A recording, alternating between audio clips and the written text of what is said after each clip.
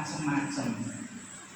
Ini kan gara-gara ono tauhiyah, ono istisna. Iku hakim mboten mau tau. Wong kowe sing tak kon sumpah ya nah bizawahir. Kowe iki lahire nyolong yo, nyolong dene kula demi Allah kula boten nyolong kecuali gaduni. Nah, basa kok gadun iki diniati akan saat ini. Nah, niki kan nggih tauhiyah sih.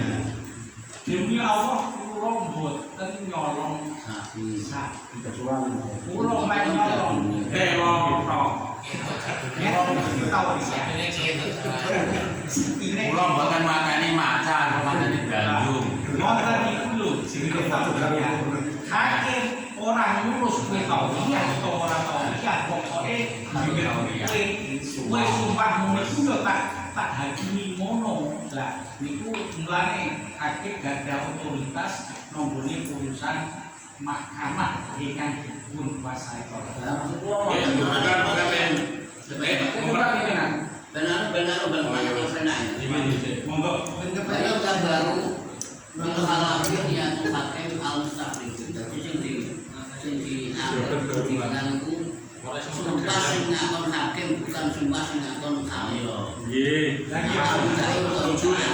Sumpah kaya Pak nanti yang diterima atau yang dianggap apa yang namanya harus dipatuhi adalah sumpah itu adalah sumpah yang diperintahkan oleh hakim.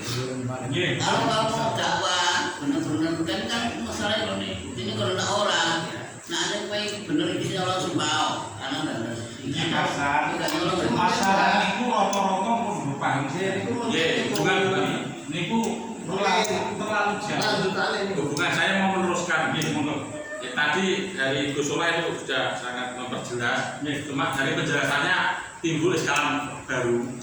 Apakah dalam bab sumpah itu diperlukan niat? Nah itu perlu hubungan. Ya itu hadisnya tadi amal-amal. Oh itu umum. Tidak sumpah itu kan termasuk amal. Berarti kesimpulannya kan ini kesimpulan. Kalau orang bersumpah tanpa niat, berarti tidak sah sumpah. Makanya gini Mbak, kalau seumpama ya. Orang itu dijawab sih. Oh, itu harus. Ini kaitannya dengan itu tauhiyah, istisna dan sebagainya. Nah seumpama ya, itu ketika niatnya itu yang dianggap itu adalah niatnya orang yang bersumpah, bukan niatnya. Maka dia tauhiyahnya dia itu sah. Enggak ini. Karena yang berarti elaten niat karena ada tauhiyah. Ya hubungannya termasuk juga itu. Berarti itu udah dewa. Ketika nggak ada tauhiyah nggak perlu niat. Enggak, maksudnya gitu. Nah, ya mulanya harus mendingan itu disiapkan maksudnya takbirnya dulu. Kalau sumpah itu perlu niat. Iya masa. Nah ini barunya wayu fil Allah. Jadi yang semakin Nah kalau hadis al yamin ala niatul mustaqim. Al yamin ala niatul mustaqim. Aku mira hakim. Terus jelaskan hadis. Nah yo ini karena yang sumpah ini kan diperintah oleh hakim. Iya. Ya, Enggak yang hadis tadi yang takbir ada jelaskan. Al yamin itu. Tasawurkan hadis itu dulu. Supaya nanti saya dapat skala. Karena tasawurnya harus skala. Jelaskan kayak di mana ya? Al yaminu ala niyatil mustahil. Nah, sumpah niat sumpah yamin ya sumpah itu niatnya ini dari orang yang meminta sumpah. tasawurnya betul. Ya, lah mustahil di sini itu yang dimaksud adalah hakim. Ketika hakim itu meminta sumpah, maka yang berhak niat itu bukan yang halif atau yang bersumpah, tetapi adalah orang yang memerintah untuk bersumpah. Hakimnya ya. Nah, ini hadisnya ini barunya ini. Nah, terus fungsinya apa? Ya fungsinya tadi ketika niatnya itu dari dari hakim, maka apa yang diucapkan oleh orang yang bersumpah ini mengikat loh, ini sah. Enggak berarti untuk menjawab tadi loh. Sehingga menjawab tadi bahwasanya sumpah yang perlu niat hanya dengan takbir itu. Menurut saya takbir itu apa? Hanya gini maksudnya niat sing dianggap itu niate wong sing nyumpah. Tapi kan nggak menjelaskan bahwasanya niat sumpah harus ada niat. Maknanya hadis orang ngono. Nah, iya. Maknanya hadis ayamin ala niatil mustaqlif itu artinya sumpah bisa dianggap sumpah bisa dianggap jikalau itu ada atas perintah Pak Hakim. Gitu. Berarti kalau diartikan seperti itu, berarti ketika ada sumpah-sumpahan tanpa ada hakim, berarti niat tidak diperlukan. Kimak kasusnya Ini kan secara umum. Tapi enggak, saya melanjutkan dari jawaban Gus Solah. Supaya jawabannya ini lurus tegak lurus. Niki iskal niat jadi inamal akmalu niat niki pulau kita mesti menjaga semua pekerjaan apalagi ada hubungan ibadah. Tapi niat sing wonten mriki niat sing mengikat mudah aleh ape ngandakno bahasa lain nonggone perkara sing dicapake kan ngoten. Jadi nek jenengan hubungke kalih inamal a'malu binniyat itu nggih Pak. Ngoten inamal a'malu binniyat. Yo kudu kalah barang bocah cilik yo rasa. Yo mau malas barang wong edan yo ora pati kosan. Lah, sing dipun kuburken iki niatul hakim menika boten niat sing konstitusi karena iki utawa niat sing napa niku sing inamal a'malu binniyat. Kula pinter niku soalé ora iso ditemukno. Soalé teng mriki yuk baru dikeki napa keputusan utama. Dengan pimpinan juga ini ada takbir ya. Monggo nggih, sama Qaluat wa usmu yamin akhiri muqarraun ala ibari niatul hakim. Ai idza kan baru niatul hakim la niatul khalid kalau bahwa roya bil ardi aw tawala aw tahla dan bau dalika. Jadi memang kudu lihat hakim bilang itu. Maka andai kata kok hal kok sumpah diri dengan tauriyah atau takwil tidak bermanfaat. Terus ngeten nggih.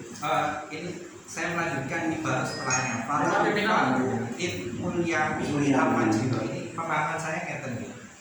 Jadi fungsi niatnya hakim ini fungsinya itu seperti apa? Ya, kalau yang saya pahami dari ibarat yang ada di kitab I'anatul Thalibin, nah itu ngeten.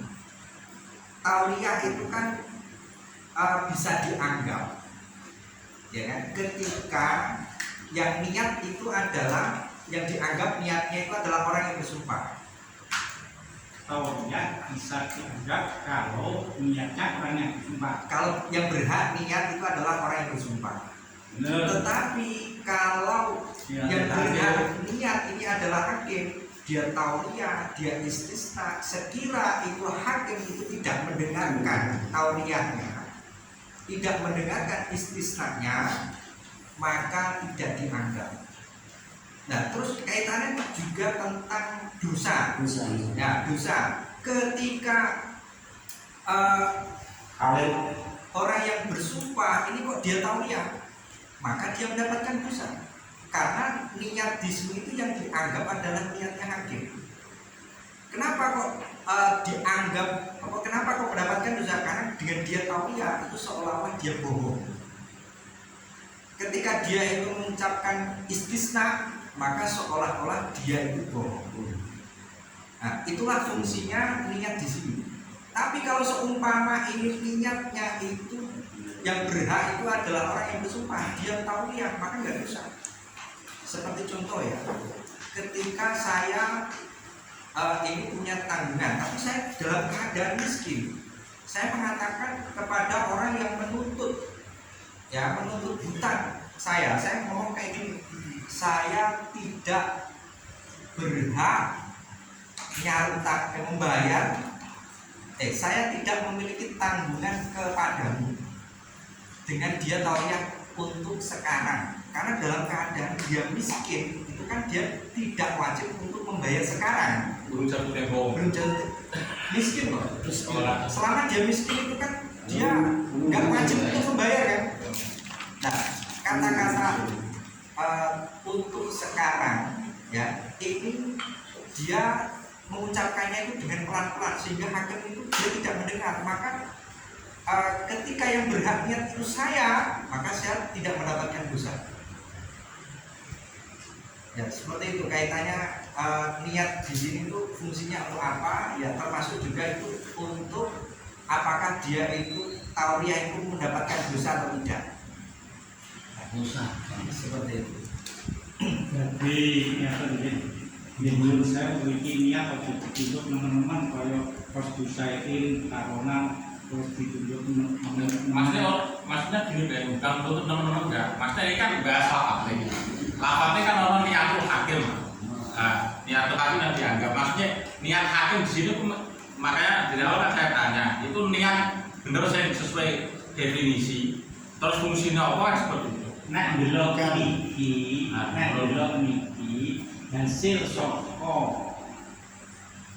hasil saka itu tabaru fil khalqi niatul hakim nggih niku kangge nangani masalah tauriah niki senajan bener munggu mudah aleh tapi tidak digunakan soalnya wis di tangan kekuatan hakim, kecuali nek boten wonten hakim iki pamane kowe iki dina wajib nyautang soalnya wis jatuh tempo.